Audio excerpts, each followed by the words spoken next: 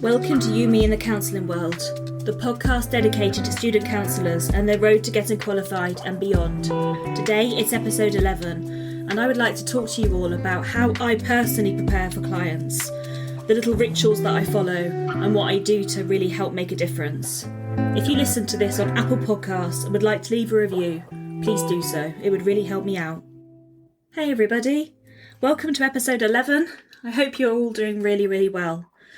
I thought today would be a really lovely opportunity for me to come on board and have a good talk to you about preparation for seeing clients, because I think that the preparation is really important and it's key because it helps you to get into a place where you feel able to see clients and you feel able to be self-aware, to put your own stuff to one side. I think it's really crucial.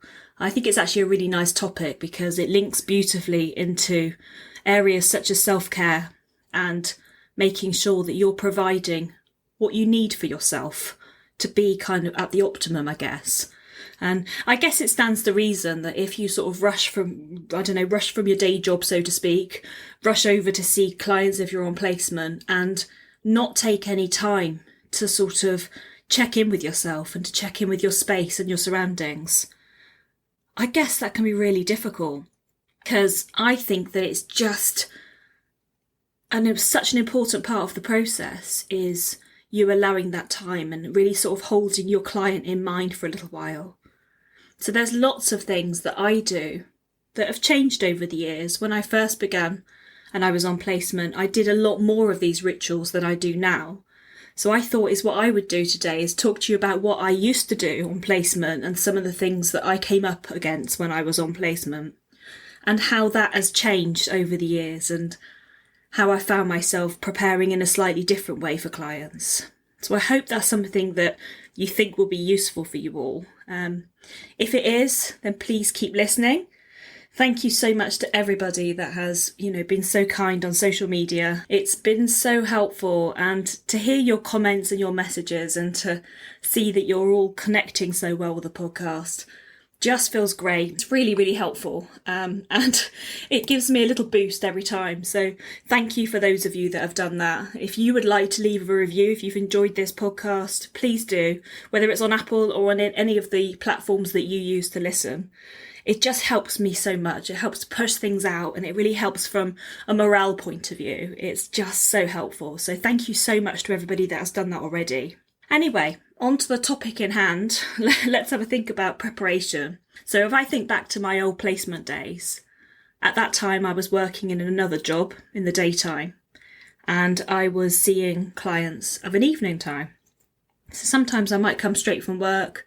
Other times I might have gone home for a very short time and then gone back out into my placement and arrived, and the place that I used to practice in was sort of a multifunctional space. It was for counsellors to use. They were beautiful kind of counselling rooms, actually. I was really lucky with everything that I had there. But it wasn't mine. It wasn't my own space. We all had to sort of share, and I always had to make sure I booked the room and all of those sorts of things. So sometimes I'd turn up and there was somebody still working in the room. That would be pretty stressful. They might have overrun a bit or not noticed that I had a booking on the planner. And I'd be sort of hovering around outside the door trying to work out whether there's anybody in there or whether someone's just shut the door and not wanting to go barging in on anybody's session. So that was a real kind of, for me, that was something that used to really get to me on placement. It used to really bother me, and I used to be concerned about that on my drive there, of thinking, I hope the room's available, I hope there's nobody in there, and all of those sorts of things would come up for me. So that was something that I was really aware of. And then if the room was available, all being well, I generally would always move things around a little bit. I like clients to be sat kind of at an optimal space for me, not too close and not too far away. And sometimes the chairs would be positioned in a way that it didn't feel quite right for me, but I would often shuffle chairs around a bit. And I still do that now to some extent. I still have a sort of an optimal space that I like to allow between myself and clients. So I would always do that, and I would always position myself so that I was closest to the door, because I always taught that that's the best thing to do from a safety aspect, to be available so that you're closest to the door in case something should happen. And I have to say, in all of the years that I've done this, touch wood, I've never felt unsafe enough to have to head for the door. So for any of you listening that are starting to panic, for me personally, it's never been an issue. But I was always taught, sit closest to the door. I would position the space and I would position the room in a way that felt comfortable. Another thing that was an absolute must for me was always to be able to see a clock. So sometimes in those particular rooms, the clocks would be missing, or sometimes they wouldn't have batteries in them. So I actually got into a habit of taking my own kind of like travel clock that I keep in my handbag. You go get your car keys, your purse, and then you've got to find your travel clock. So that was sometimes something that I would do, because then I knew whatever room I was going to be in, there would be a clock that I could use, because when you're just starting out, I think it's really difficult to gauge an hour, isn't it? And you don't want to be overrunning continually or cutting the client short before their time, so to speak. So I got really used to making sure that I had a clock with me, always making sure there was things like tissues available for the clients. So once I'd sort of set up my space and set up my environment, I'd usually get the clients a glass of water and myself a glass of water, and just pop that in a place that, is reachable for both of us. Always making sure that when I start work with a client, I would close the door securely behind. A, so that people knew that we were in the room and working, and B, obviously for confidentiality, to make sure that it was as confidential as it could be. Is what I would also find myself doing that I think was kind of pivotal, was to make sure that I would have a look at any client notes that I've written from the previous session. If it was my very first session with a client and they were new, I would always take the opportunity to either look through anything that the placement had given me in terms of anything about the client. But generally, I wouldn't get a lot of information about them. And I actually really like that. Usually it would be, their name and phone number, and maybe their availability. And I really liked not having much information about them.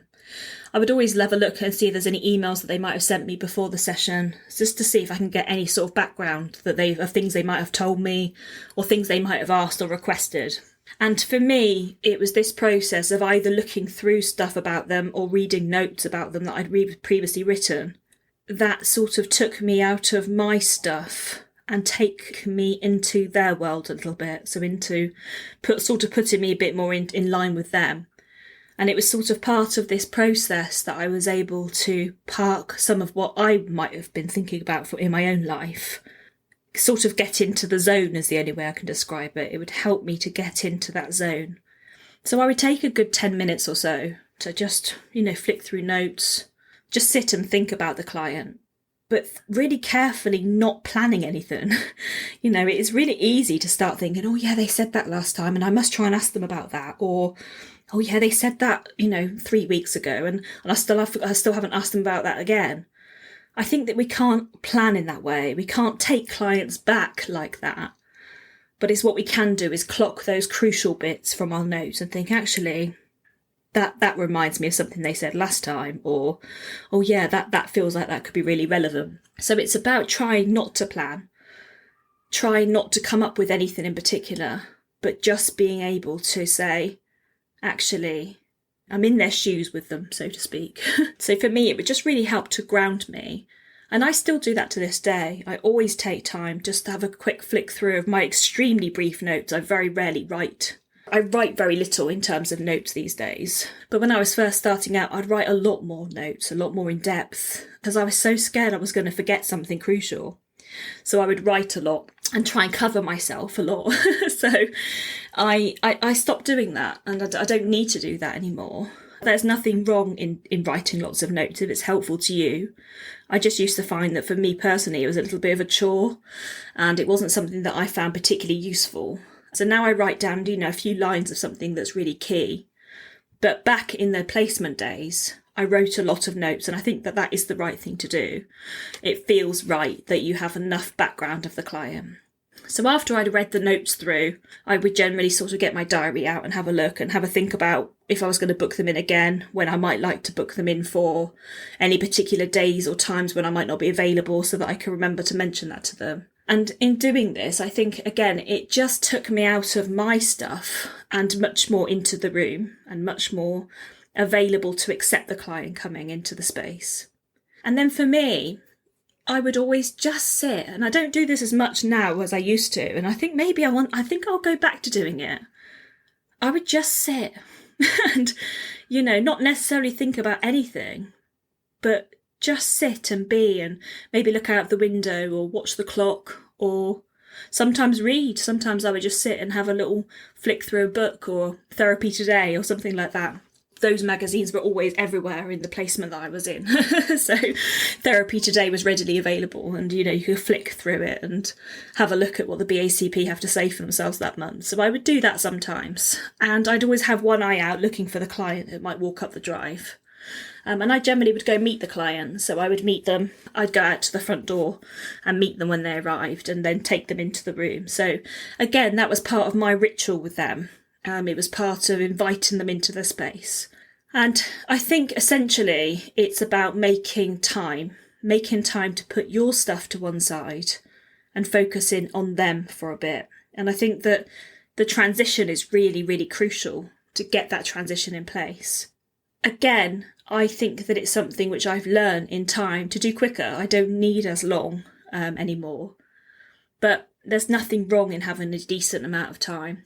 I would definitely say a good 10 minutes at absolute outside for preparing for a client, and making sure that you don't book them too close together. If you are seeing more than one client, wow, so many people that I hear in supervision say, oh yeah, I just allow myself like a 10-minute gap. And that's all very well and good so long as everybody is on time and you're not overrunning. But if you get to a situation where you are overrunning, or the client is a bit late, or they are talking about something crucial right at the end of the session, it doesn't allow a lot of time for you to go and, prepare for your next client and change the water over and maybe go make yourself a drink and to sit down and begin the ritual again. It doesn't allow very much time. So I think optimal is a good half an hour between clients. That's my personal favourite amount of time. But I know that that's not doable for everybody. So it will come down to personal choice. But I personally don't think that 10 minutes is enough. It's about having a good enough amount of time to just sit and be ready for the client, I guess. It comes back to also needing to write notes, of course. It's ideally you write the notes when the client's left before you see your next client, because that's part of the process, I think, of letting go of the client that you just saw and moving into the world of the next client you're about to see. So you would write the notes of the previous client. And I think through writing the notes, I use that as my personal kind of way of closing them off in my mind so that I can open my mind again for the new client that's about to come in. Hope that makes sense. It's about making sure that you've cleared your headspace, I suppose. You've cleared it and you're starting each client as fresh as you can. And I think that having a good amount of time for notes and having a drink and starting the ritual again is vitally important, especially at placement stage, because it is emotionally challenging, isn't it? And emotionally draining. So I think at placement stage, it's a really good idea to just have that time. And if you can have a good half an hour, I think that that's a brilliant, optimal amount of time. So the other thing that I wanted to talk about is not feeling distracted in any way. So, things like mobile phones and that, even if they're on silent, sometimes they light up, don't they? And things like that. So making sure that you don't have that in a space where you can see it. And things like smartwatches, if you're going to get notifications, they could be quite distracting, especially if somebody texts you something and it distracts you and you want to read what it says. It can be really distracting. So I always make sure that my phone is either face down so I can't see it and it's on silent, or I turn it off and put it in my bag. Making sure that it's there is not going to be interfering with your headspace. So that's something that I think is really important. And sometimes I wonder about clients, whether they're distracted by their own devices. And of course, if that's something that you're aware of when you're working with somebody, It's quite a challenging thing, but it's important maybe to talk about that with them and say, I'm noticing that you're distracted by your phone or by your, by your smartwatch or whatever it might be. And can we make an agreement that this is your space? This is the space that the two of us share together. And this is your time, and I want you to get the best out of it. Something like that feels to me to be really real and genuine. So I think that it's, again, about having awareness and sharing that. So I really like that as a concept, and knowing that you don't have devices that are going to bother you and you're free, your headspace is free to be with the client. The other thing that I think is just so important is about having time to reflect. And often I would use the drive back on my placement. I'd use the drive home to just spend a few moments on reflecting on how I felt, how I feel now, how I felt when I was working with a client, anything that I might like to take to supervision, whether I'm looking forward to seeing the client again or whether I'm feeling concerned about seeing them.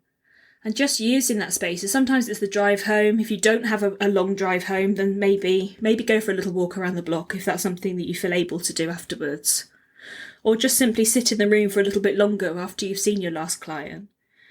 And just be aware of how you are, not necessarily in connection with every detail about the client, but just knowing how you're feeling. Am I drained? Am I feeling energised by them?